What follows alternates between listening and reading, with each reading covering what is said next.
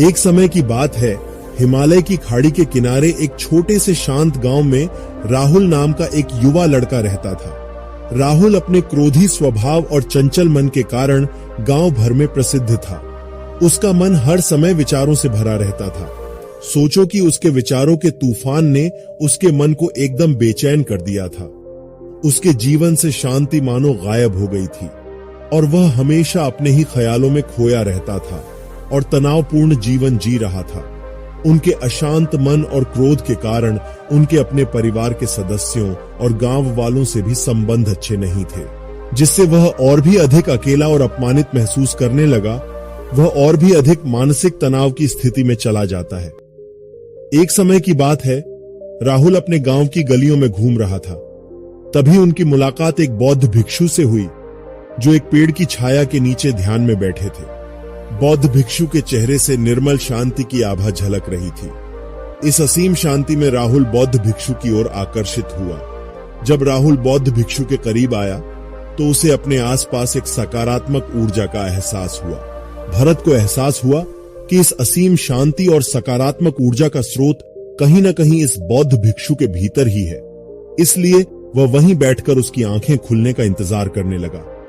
थोड़ी देर बाद जब बौद्ध भिक्षु की आंख खुली तो उसने एक युवा लड़के को अपने सामने बैठा पाया, जो बहुत तनावग्रस्त और नकारात्मक भावनाओं से भरा हुआ लग रहा था। राहुल ने बौद्ध भिक्षु की ओर उदार भाव से देखा और बहुत विनम्रता से कहा, मालिक, मेरा मन बहुत अशांत है और मेरे मन के विचार मुझे खाए जा रहे हैं।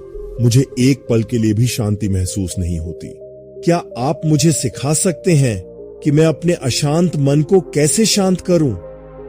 बौद्ध भिक्षु ने राहुल की पीड़ा को समझते हुए करुण दृष्टि से देखा और कहा, मेरे प्यारे बच्चे, मैं तुम्हें एक कहानी सुनाना चाहता हूं। इस कहानी में मानसिक शांति और खुशी के रहस्य छिपे हैं।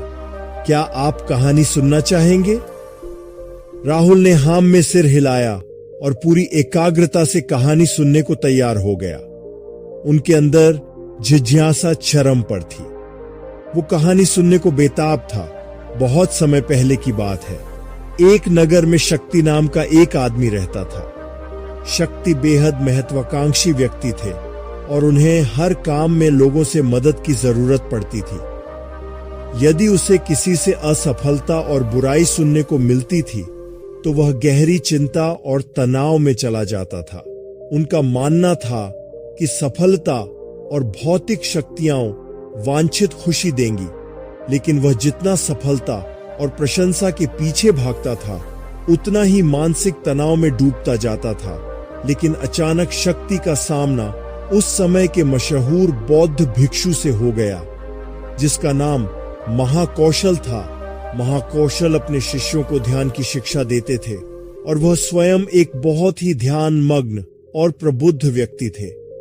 महाकौशल की अद्भुत एकाग्रता से प्रभावित शक्ति ने उनसे अपने भटकते मन को शांत करने का उपाय जानना चाहा। शक्ति ने कहा कि महंत में हमेशा सफलता के पीछे भागता हूं और लगातार अधिक हासिल करने की कोशिश करते हो, फिर भी मुझे कोई क्षणिक संतुष्टि या आत्मसंतुष्टि नहीं मिलती। इस निरंतर बेचैनी के बीच मैं शांति कैसे पा सकता हूं? बौद्ध भिक्षु ने करुण दृष्टि से उसकी ओर देखा और उत्तर दिया, आपका मन एक अशांत नदी की तरह है जो हमेशा बहती रहती है। आप कभी भी शांत नहीं रह सकते। इसलिए इस अशांत मन को शांत करने के लिए आपको अपने विचारों को बिना किसी रुकावट के जाने देने की कला सीखनी होगी। शक्ति को आश्चर्य हुआ और उसने पूछा कि मैं अपने विचारों को कैसे जाने दूं? आखिर मैं भी तो अपनी इच्छाओं और महत्वाकांक्षाओं से बंधा हुआ हूं। यह सुनकर बौद्ध भिक्षु मुस्कुरा दिए। बौद्ध भिक्षुक कहा, कल्पना करें कि आपके हाथ में पानी का एक गिलास है। अब आप इसे जितनी देर तक पकड़कर रखेंगे यह उतना ही भारी होता जाएगा, और अगर आप इसे काफी देर तक पकड़े रहेंगे तो आपके हाथ में दर्द होने लगेगा। लेकिन अगर आप उस पकड़ को ढीला कर दें और छोड़ दें तो आपका बोझ खत्म हो जाएगा। राहुल ने पूरी कहानी और उसका संदेश ध्यानपूर्वक सुना। वह समझ गया कि अपने विचारों और इच्छाओं से चिपके रहने से उसका बोझ बढ़ जाता है और अंदर ही अंदर अशांति पैदा कर देता है।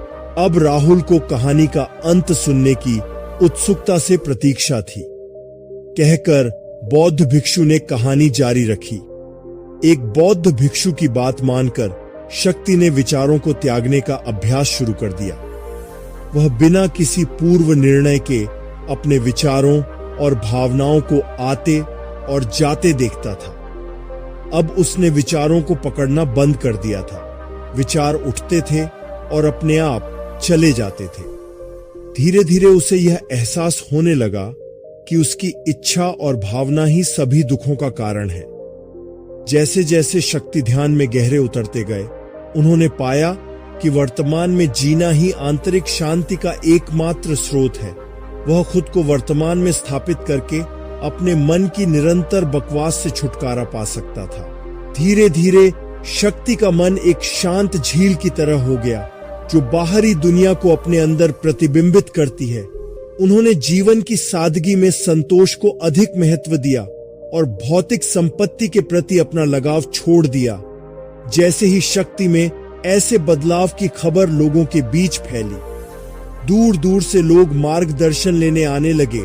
लोगों को विचारों को मुक्त करने की कला सिखाना और उन्हें अपने भीतर शांति खोजने के लिए मार्गदर्शन करना। वह लोगों के बीच शांति और ज्ञान का प्रतीक बन गया। शक्ति और साधु की कहानी समाप्त कर महाकौशल बौद्ध भिक्षु कुछ देर के लिए चुप हो गए, ताकि इस कहानी का अर्थ राहुल के मन में अच्छी तरह बैठ जाए। राहुल ने बौद्ध भिक्षु की ओर देखा तो उनकी आंखों में अब एक नई समझ दिखाई दे रही थी। राहुल ने धीरे से कहा कि मुझे इस कहानी में ज्ञान दिखता है, लेकिन मैं इसे अपने जीवन में कैसे लागू करूं? मैं अपने अशांत मन को कैसे शांत कर सकता हूं? राहुल के इस सवाल पर बौद्ध भिक्षु गर्मजोशी से मुस्कुराते हैं और फिर कहा कि अशांत मन को शांत करने का अभ्यास आत्म जागरूकता से शुरू होता है। अपने भीतर उठने वाले विचारों का निरीक्षण करने के लिए प्रतिदिन कुछ समय निकालें। उन भावनाओं पर ध्यान दें जो आपके मन में आती हैं और देखें कि वे कैसे आती हैं और आकाश में गुजरते बादलों की तरह चले जाए। राहुल ने आंखें बंद कर लीं और बौद्ध भिक्षु के कहे अनुसार अपने विचारों का अवलोकन करने लगे। जैसे ही उसने अपने भीतर उठने वाले विचारों पर ध्यान देना शुरू किया, उसे इसका एहसास हुआ। उसे अपने अंदर चिंता और इच्छाओं की एक निरंतर धारा बहती हुई महसूस हुई। सिर्फ एक एहसास नहीं, उसे एक अद्भुत शांति का एहसास कराया। उन्हें यह भी एहसास हुआ कि यह सभी विचारों और भावनाओं से अलग है। बौद्ध भिक्षु ने आगे कहा कि जैसे शक्ति ने खुद को सभी मोहमाया से अलग कर लिया था, वैसे ही अपने मन को अशांतकारी विचारों और भावनाओं से मुक्त करने का अभ्यास विकसित करो। बिना किसी पूर्वाग्रह के विचार को वैसे ही स्वीकार करें जैसे वह आता है और फिर धीरे धीरे उन्हें जाने दें और अपना ध्यान वर्तमान क्षण पर केंद्रित करें। लेकिन राहुल ने टोकते हुए कहा कि अगर विचार और भावनाएं इतनी मजबूत हैं तो क्या होगा? बौद्ध भिक्षु ने कहा, यह बना रहता है और मन को छोड़ने से इनकार करता है। बौद्ध भिक्षु ने राहुल की बात से सहमति जताते हुए सिर हिलाया और कहा, ऐसे कई मौके आएंगे जब आपके मन में सवालों का बवंडर चल रहा होगा। जब आपका दिमाग आपकी बात ही नहीं सुनेगा, तो ऐसे में आपको अपनी सांसों की ताकत पर विश्वास करना होगा। एक बार फिर भिक्षु ने राहुल से कहा, अपनी आंखें बंद करो और अपनी सांसों पर ध्यान केंद्रित करने के लिए अपने पेट को ऊपर उठता हुआ और मथता हुआ महसूस करें। बौद्ध भिक्षु ने बताया कि जब भी आपका मन अशांत हो तो तुरंत अपनी सांसों पर लौट आएं। सांस की वाद्य गति आपको तुरंत वर्तमान के चरणों में वापस खींच लेगी और आपको शांति का अनुभव कराएंगी।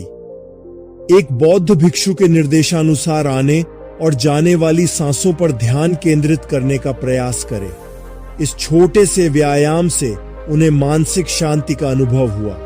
उसे याद आया कि उसकी सांसें हमेशा उसके साथ थी, जो उसे वर्तमान क्षण की याद दिलाती थी, आराम और शांति लाती है। राहुल के इस विकास को देखकर बौद्ध भिक्षु मंद मंद मुस्कुराए और बोले, मेरे प्रिय, बेचैन मन को शांत करना एक ऐसा अभ्यास है जिसमें बहुत प्रयास और दृढ़ इच्छा शक्ति की आवश्यकता होती है, क्योंकि लगातार व्यायाम से मांसपेशियां मजबूत होती हैं। उसी तरह नियमित अभ्यास से मन भी शांत होता है। स्वीकृति में सिर हिलाते हुए इस बौद्ध भिक्षु को धन्यवाद देते हुए उन्होंने वादा किया कि आज से वह अपने अशांत मन को शांत कर सकेंगे और अपनी गैर शक्तियों को मुक्त कर सकेंगे। बौद्ध भिक्षु ने राहुल के कंधे पर हाथ रखकर कहा, मुझे आपकी क्षमता पर बहुत भरोसा है और आपको जल्द ही आंतरिक शांति मिलेगी, लेकिन याद रखें कि यह आसान नहीं होगा। लेकिन अगर आप दृढ़ इच्छा शक्ति और खुले दिल से प्रयास करेंगे तो आप निश्चित रूप से वह शांति पा लेंगे जो आपके अंदर है। उस दिन से राहुल अपने अशांत मन को शांत करने का प्रयास करने लगा और हर दिन ध्यान करने के लिए एक अलग समय निर्धारित किया। उसने अपने मन में उठने वाले विचारों को बिना किसी रोक टोक के जाने दिया और अपनी सांसों के जरिए खुद को वर्तमान में बनाए रखने की कोशिश की। समय के साथ अभ्यास करते हुए राहुल को अपने अंदर शांति का अनुभव हुआ। जैसे जैसे समय बीतता गया, राहुल को ज्ञान और शांति का स्रोत कहा जाने लगा। जैसे जैसे समय बीतता गया, भारत को ज्ञान और शांति का स्रोत कहा जाने लगा।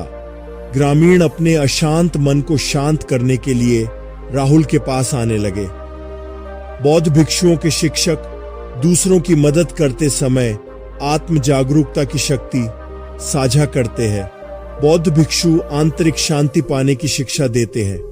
इसके साथ ही उन्होंने अपनी सांसों पर ध्यान देने और अपने विचारों को मुक्त करने की कला भी सिखाई। ऐसे निवासियों का विकास हुआ और उन्हें मन की अमूल्य शांति मिली। बौद्ध भिक्षु की शिक्षाओं और राहुल द्वारा संचालित अभ्यास के माध्यम से विचारों को त्यागने और वर्तमान में जीने की कला दूर दूर तक फैल गई। उन्होंने कई लोगों की जिंदगी बदल दी और जैसे जैसे समय बीतता गया, उनकी जिंदगी और भी बदलती गई। राहुल का शांत प्रभाव उसके गांव की सीमाओं से परे तक फैला हुआ था। आसपास के गांवों और शहरों से लोग राहुल के परिवर्तन की कहानी सुनते थे, उनसे सलाह लेने आते हैं। मन के बोझ तले दबे लोगों के लिए राहुल आशा की किरण बन गया।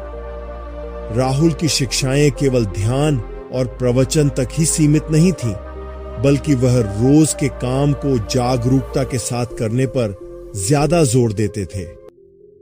वह लोगों को अपनी भावनाओं के प्रति जागरूक रहने की याद दिलाते थे।